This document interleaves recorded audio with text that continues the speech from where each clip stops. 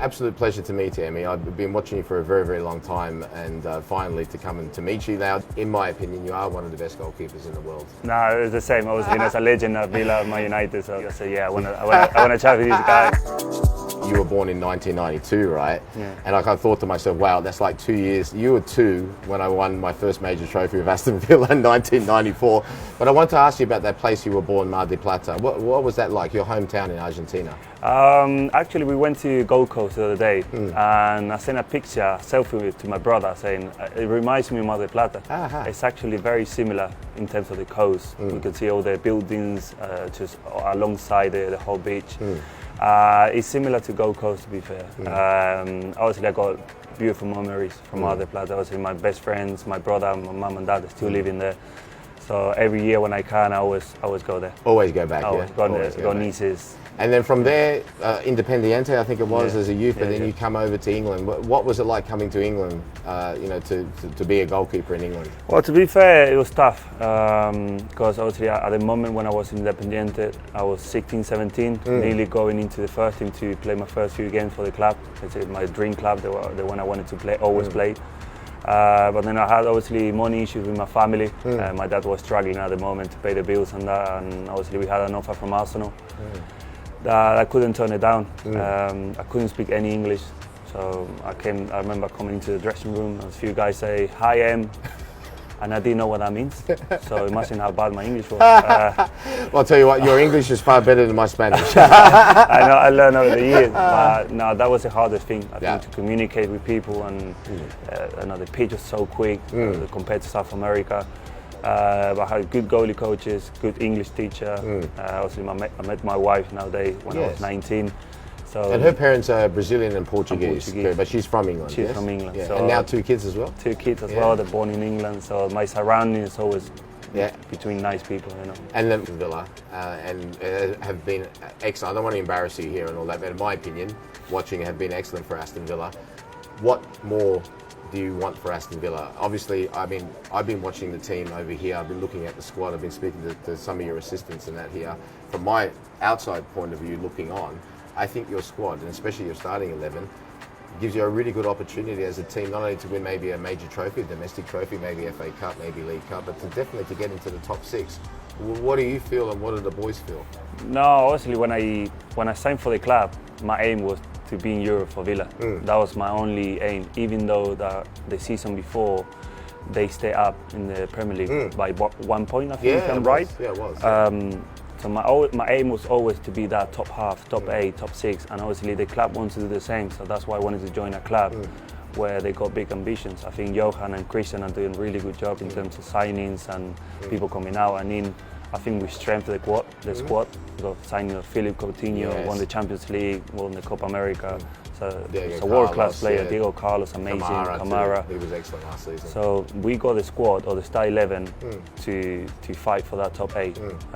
And you can see we're playing 2 different teams in the pre-season games, and we even. So hardly no difference. Doing really well. The first, obviously, pre-season, even especially for me and the new manager, Steven Gerrard, here. You can see how difficult it is, how much we run. I want to be in Europe for Villa, so I won't stop until I do it.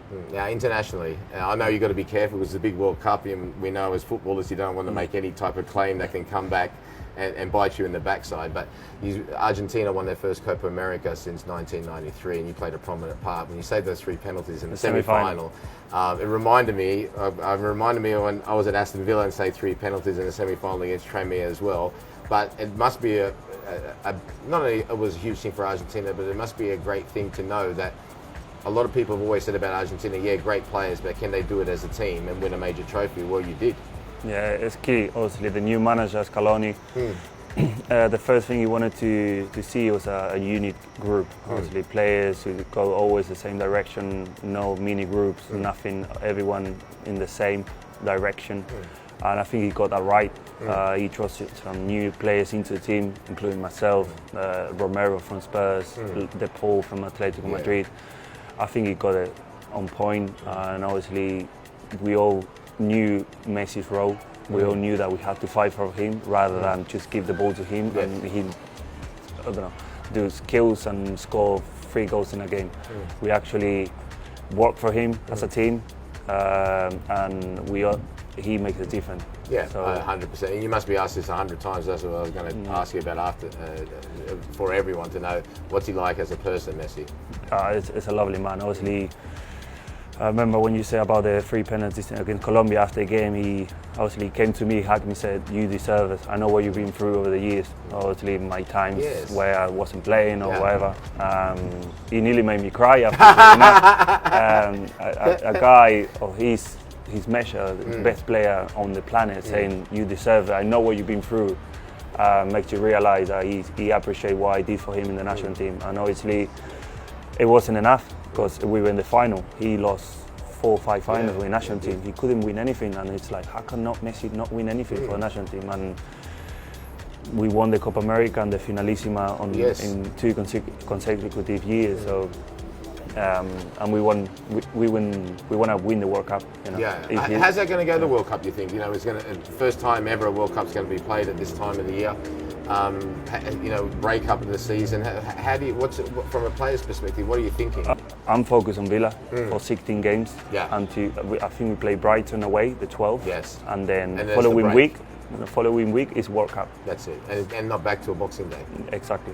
I got different stage on my career where I have to divide the season. I have to divide the targets. I'm a very target man. Good. When I put my target, I like try the to clean look. sheets. You got the clean sheet record. They've been dying to say that. I saw you in the sheet. I had to beat this man. Yeah. You will. And I want to play outstanding these 16 games for Villa. So we're working a lot with Neil Catalan. Obviously, before training, after training, just doing the bits that we have to get it right for the start of the season, and then just try to be the best goalie in the World Cup. As I've said this to you, you'll get the clean sheets. You keep playing like you're playing. You will have the respect of everyone, which you have because how you're playing. You won 2 majors. You won the FA Cup, and the Copa America is a big one. The other one as well, you said when you played against Italy as well, you could count that one as well. But it's the trophies. Yeah. And I believe that you at Aston Villa can do it. And like I said, I don't want to put any pressure on you or Argentina, please. But you have a massive chance to be champions of the world. And that's something that because coming from Australia, I knew in my lifetime it would be very difficult to win a World Cup.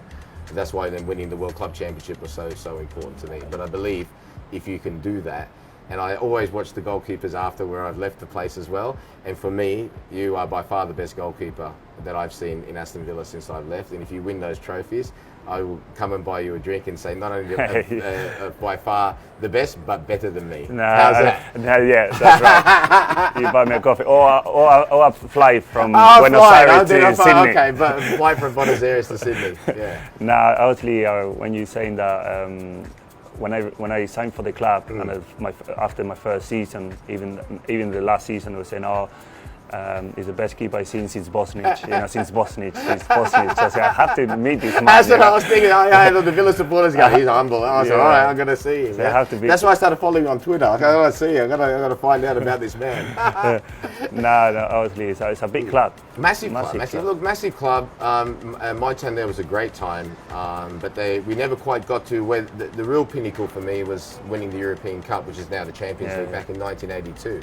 Obviously, they won the first division that was called then Championship, like the Premier League, and winning that game against Bayern Munich was huge. We won the 2 cups. 1-0. Yeah, 1-0. We won 94 against Manchester United 3-1, and then 96 against Leeds, ironically, 3-0. And the first season of the Premier League, a lot of people, I think, tend to overlook this when Manchester United won. We come second, come very, very close. We didn't quite get to that level that those boys in the 80s got.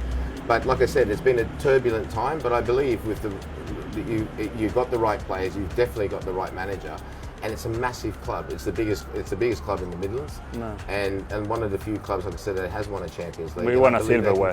I think the manager is obviously he won everything as a player. Yes. He won trophies as a manager, and he came for that. It's the same way what I'm doing here. I'm not just I want to be just a clean sheet record. Yes. Or I don't want to win a Told you title. the trophies. My And you target can. is a trophy or a European spot for next season. The first thing starting with everything is that believe that you can. If I want to climb to Exactly. that top of the building, If you don't believe it, you'd never you're achieve not going it. to do it. Exactly right, and that's going to be important, especially as we know during the season things go up and down continually. As long as you maintain that belief, you don't want to get too high when you win, but when you lose, not too low as well. The teams normally that come back from bad times and players and come back even stronger, they're nearly impossible to stop. Yeah, exactly. Last season we had 2 periods where we were 4 or 5 losing games on the bounce. Yeah, so we got out of there and then we went back down 4, 5 again losing, and we got out. So that's how you That's strengthen a the good squad sign. as well. Yeah, and that's so important to be able to bounce back. Because like I said, in anything, if somebody keeps coming back at you, keeps coming back at you, you're like, well, how are we going to? How are you going to beat this? Because I've been in the national team. I haven't lost a game in 20 games. We're unbeaten in 30 games in the national team, and I remember going last season, going to South America, playing 3 games in 1 week, coming straight into the games for Villa and losing. So it's like an ice bath into your face. I'm like, come on, I just won 3 games, 3 clean sheets on the bounce, and then I conceded 3 goals and I couldn't make a save. You know, and that challenged me. You know, it challenged me. And Neil does that. You know, he's a good talker. After every game, we sit down with a coffee and say, look, this you done wrong, this you were lazy in the movement, and it helps me to keep improving. I wouldn't be the goalie I am today without Neil Cutler. Well, that's lovely. Yeah. And you know what, I just want to say thank you very much for taking the time out to speak to me. Great to speak to you, and I'll be following you as closely as I've been following. But we're going to go over to the ground now, and all the best for tomorrow against Manchester United. Next season I'm going to beat you. All right. And win a trophy? Yeah. All right, I promise you. absolutely done.